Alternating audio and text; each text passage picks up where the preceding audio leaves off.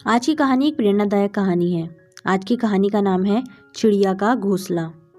सर्दियाँ आने वाली थी और चिड़िया का घोंसला पुराना हो चुका था। उसने सोचा एक नया घोंसला बनाते हैं ताकि ठंड के दिनों में कोई दिक्कत ना हो।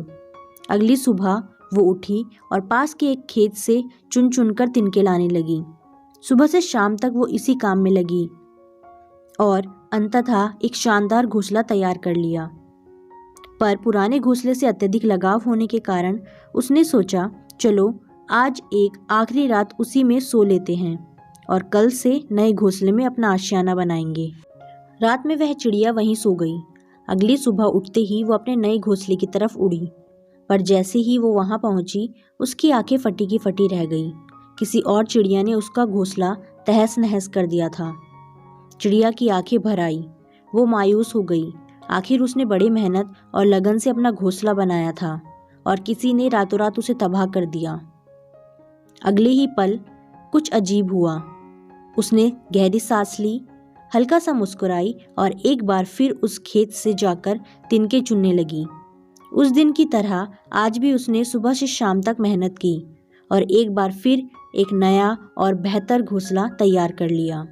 अब वह चिड़िया खुशी से उस घोंसले में रहने लगी।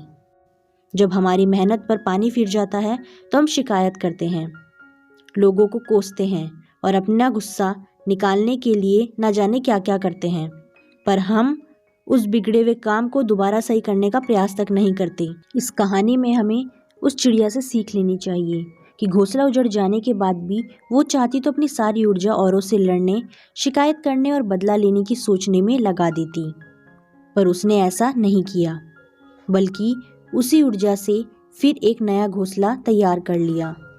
जब हमारे साथ कुछ बुरा हो तो हम न्याय पाने का प्रयास ज़रूर करें, पर साथ ही साथ ध्यान रखें कि कहीं हम अपनी सारी ऊर्जा गुस्से और शिकायत में ही ना गवा दें।